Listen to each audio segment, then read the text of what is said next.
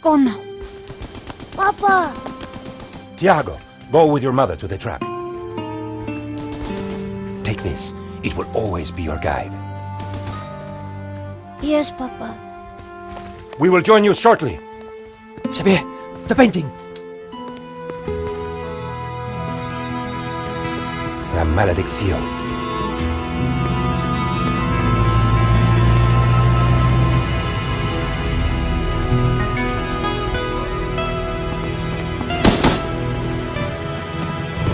This way.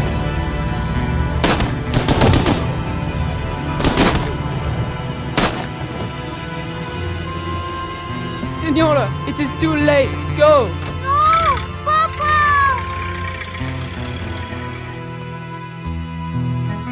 Senor, in here. Search them.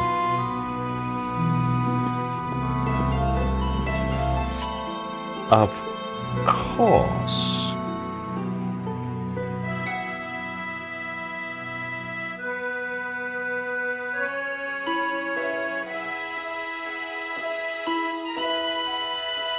Paris in the spring. Passion, romance, l'amour. I was working in art insurance. It paid the rent, just about. And then, by chance, I met Nico at a private view. You didn't tell me that you were back in Paris, George? We should catch up. Let's have lunch. Nobody move!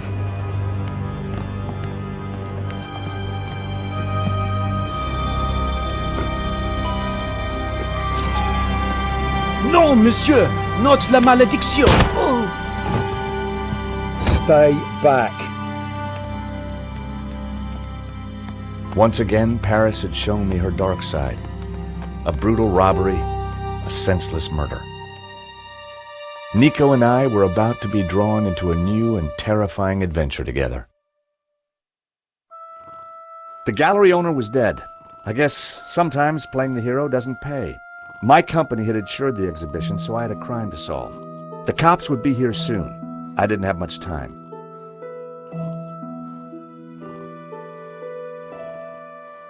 The priest was administering the last rites. Poor guy.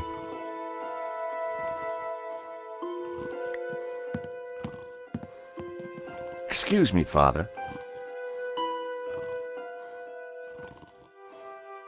Yes, my son. I'm George Stobart. My company insured the exhibition. My name is Simeon. Is there anything I can do? You can pray for his soul. A senseless murder. On the contrary, this killing makes plenty of sense. What do you mean? A great evil has taken place.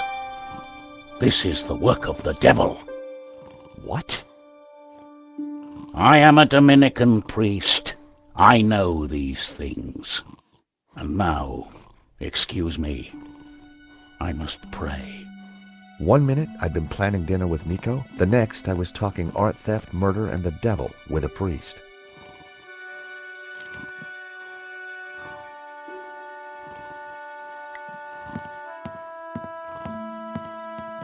With luck, the security camera had captured the robbery. The cable for the camera ran into the room marked private.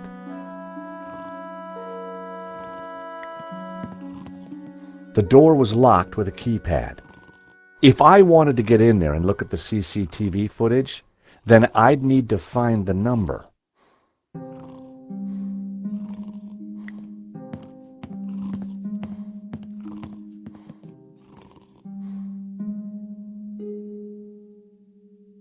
This wasn't the first time I'd looked into a dead man's eyes. I always wondered who bought those white-framed glasses. Now I knew. He definitely looked better. There was no way anyone would have survived that. A small purple nozzle was poking out of his pocket.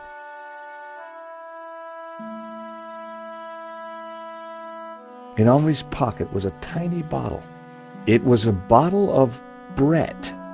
The label claimed it would wake the beast within. Poor guy.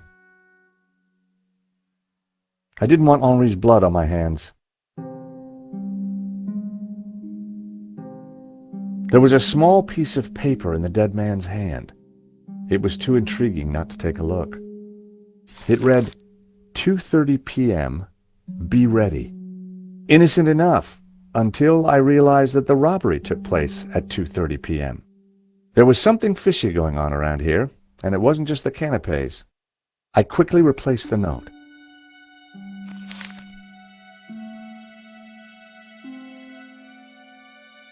A cryptic note in a bottle of overpowering cologne. No personal effects or anything else of substance. I definitely needed to check out that office. There was no mistaking this body. It was Hector Lane, art critic extraordinaire. He and I had met before. It was a blob of chewed gum.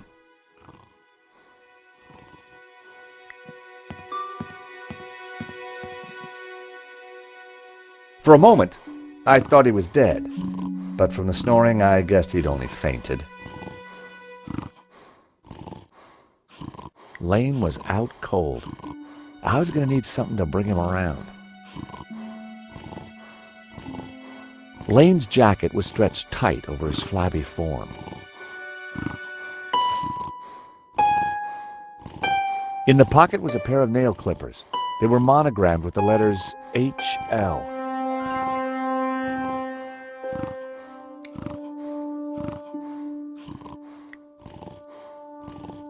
Time to awaken the beast. What?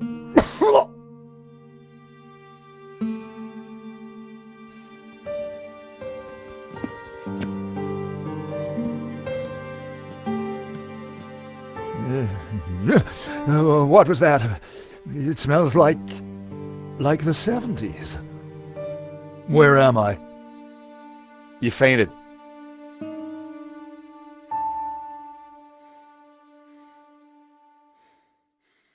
Lane had the kind of looks that only a lifetime of fine dining can create. Welcome back to the land of the living. I wouldn't exactly call this living. Don't just stand there. Get me something to eat. I've had a terrible shock, you know. The murderer left a pizza box on the table.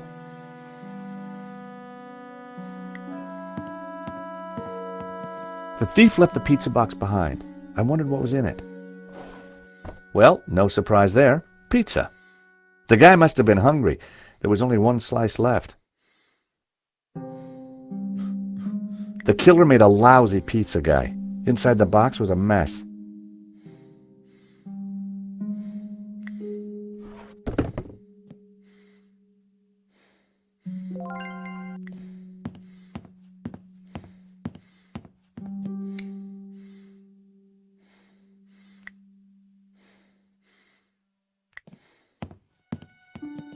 I found a slice of pizza.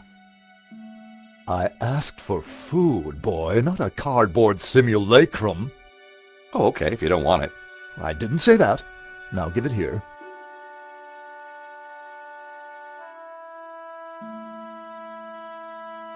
Given the circumstances, that was surprisingly acceptable. Now what's been going on? Oh, Henri, is he Dead? Afraid so. Poor chap. Just like him to steal the limelight, though. Excuse me. Do I know you? Yes, our paths have crossed in the Glees Gallery. Of course. The man with the absinthe. I don't suppose you... Afraid not. Pity.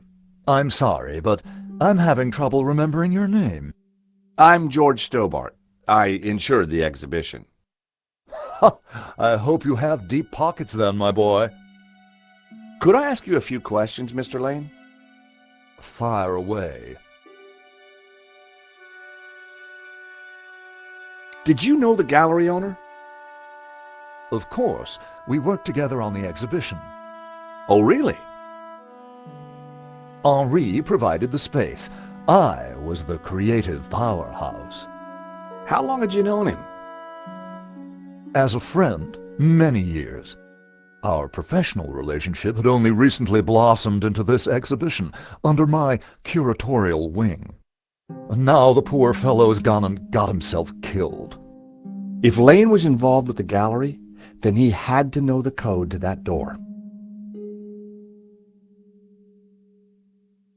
Do you know anything about the stolen painting?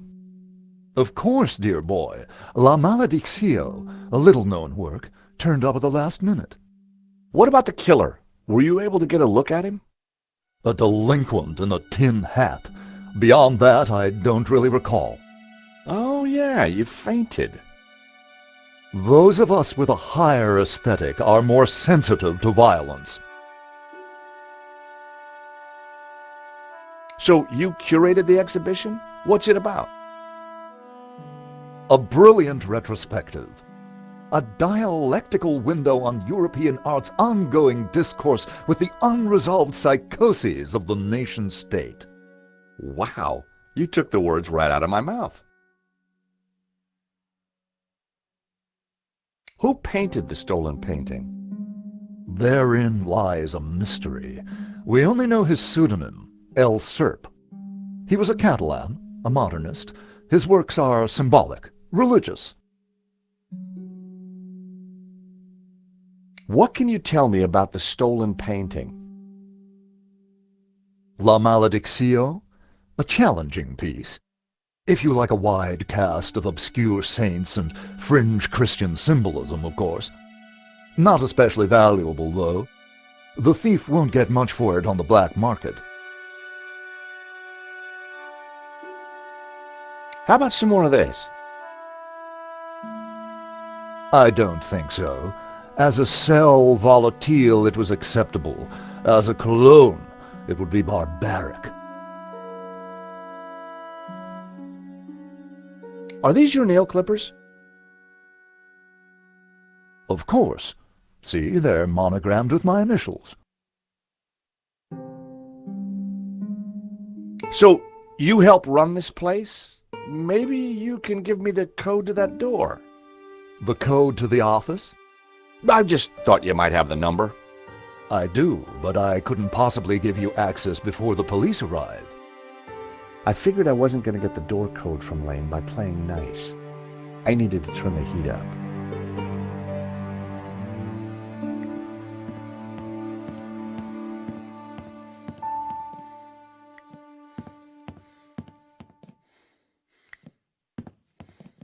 The stolen painting was called La Maledictio, painted by someone called El Serp in 1937, and worth just 40 grand.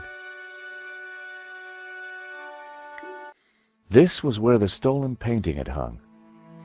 Why that painting? And why kill for it? The stolen painting had an alarm, which should have sounded when the painting was removed. I needed to find out why it hadn't. It was a vibration detector pad. I pressed the vibration detector pad. Nothing happened. It was the speaker cone for the alarm. It hadn't sounded when the painting was stolen. Looked fine to me. That wasn't the reason the alarm didn't go off. There was a small red button. So, the alarm wasn't broken. I suspected foul play.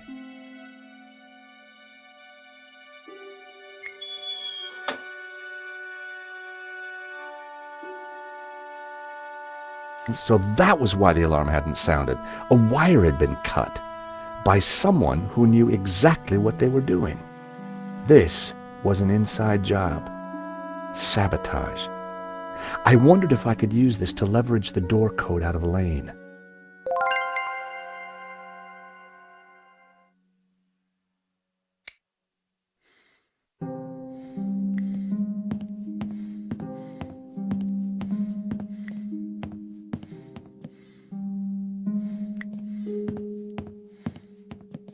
Mr. Lane, you're really going to have to give me the code to that door. And why, pray, should I do that? Because the way the cops will see it, you're the prime suspect. We both know you're innocent, Mr. Lane, but the cops, well, they may not see things so simply. I might be able to get them off your case, but in exchange, I'd like the code for the office door. But that's preposterous. The police would have neither evidence nor motive. Funny you should mention that.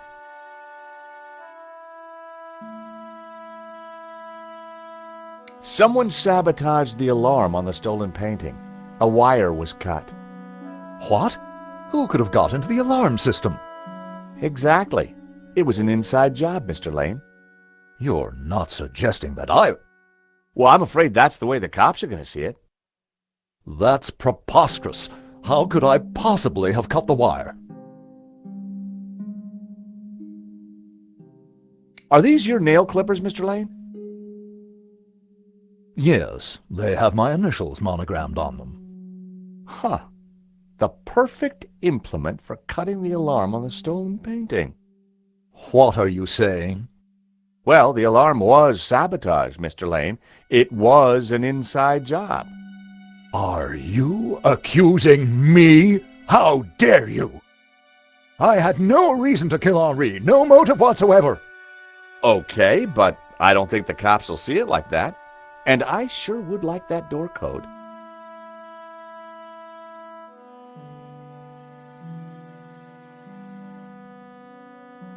Mr. Lane, this robbery is not going to reflect well on you.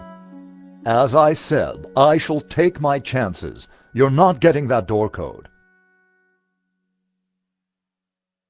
This is an inside job for sure, Mr. Lane. The police are going to be very interested in your recent movements. I've been out of town for several days, and last night I retired early. Just saying. You're not going to scare me into giving you that door code, you know. I was onto something here, and I knew it. Lane was sweating. It wasn't pretty.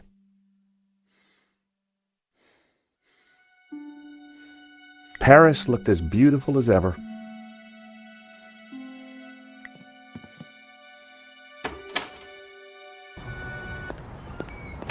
The street was quiet and upmarket, not the kind of place for an opportunist thief.